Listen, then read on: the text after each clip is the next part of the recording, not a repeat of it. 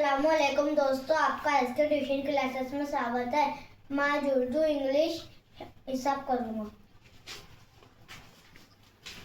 दम, रत, खल, वम, दस, हक, रात, कल, काल, आज, जार, आ, जम,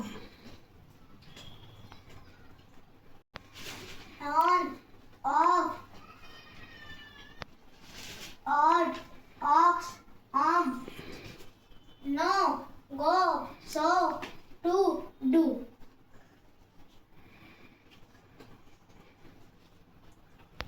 अब इसके बाद मैं हिसाब करूंगा, जैसा कि एक और एक दो, दो और दो चार, चार और एक पाँच, तीन और दो पाँच, एक में से एक गया जीरो, तीन में से एक गए दो, चार में से दो गए दो, छह में से दो गए चार। मैं उम्मीद करता हूँ कि मेरा ये वीडियो आपको पसंद आया होगा। इस चैनल को लाइक करो, सब्सक्राइब करो। खुदा हाफिज।